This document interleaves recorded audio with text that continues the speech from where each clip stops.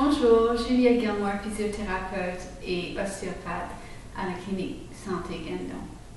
Aujourd'hui, nous allons lever le tabou d'un symptôme souvent lié à un trouble physique, c'est l'incontinence urinaire. Premièrement, je vais vous définir le problème et en deuxième lieu, je vais essayer de vous donner une solution qui souvent règle le problème. Tout simplement, l'incontinence urinaire est la perte incontrôlable et involontaire d'urine lors de moments inappropriés et imprévus. La fuite peut varier de quelques petites gouttes ou aller jusqu'à la fuite complète du contenu de la vessie.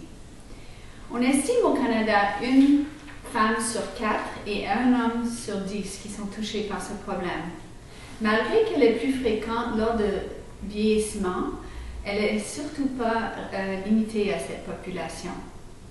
Le type d'incontinence urinaire que j'aborde aujourd'hui, c'est l'incontinence d'effort qui touche les femmes à deux moments précis ou importants dans leur vie, la maternité et la ménopause. La fuite d'une petite quantité d'urine arrive lors d'une pression sur la vessie. Cette pression est souvent causée par un effort physique, des sauts, la course, un éternuement, une toux et même un fou rire. Ce sont les muscles du plancher pelvien ou muscles du périnée qui soutiennent le contenu du bassin où résident la vessie, l'utérus et le rectum. Les muscles impliqués pour contrôler les fuites sont soit trop faibles ou produisent une contraction inadéquate pour soutenir. Les facteurs causant les fuites sont des changements hormonaux lors d'une grossesse ou lors de la ménopause, un accouchement difficile avec ou sans cicatrice par une épisiotomie ou par des déchirures. Troisièmement, un antécédent de chirurgie pelvienne. Et quatrièmement, une mauvaise position de la vessie et de l'urètre, par exemple dans une descente de la vessie. En vieillissant, les causes peuvent être aussi liées à l'obésité, à l'atrophie des tissus et à la faiblesse générale des muscles. Depuis plusieurs années, il existe la possibilité de consultation auprès d'une physiothérapeute spécialisée en rééducation du plancher pelvien. Ceci permet le plus souvent de résoudre le problème.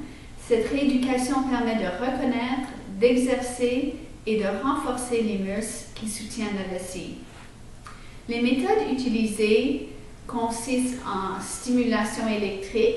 Il faut dire que c'est un courant qui est non douloureuse et ça produit une contraction musculaire qui aide donc la patiente à identifier le bon groupe musculaire à contracter.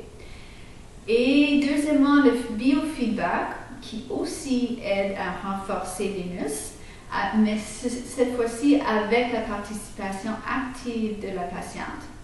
Elle apprend à contracter le bon groupe musculaire tout en éliminant les abdominaux ou les adducteurs du membre inférieur, par exemple.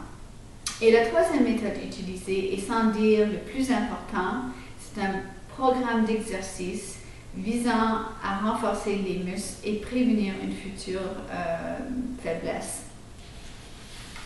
La rééducation du plancher pelvien, ou autrement dit la rééducation périnéale, donne de bons résultats pour la plupart des gens. Il va sans dire que ça prend de la volonté et doit être réalisé dans un esprit de coopération entre une physiothérapeute bien formée et une patiente bien motivée. Merci et bonne journée.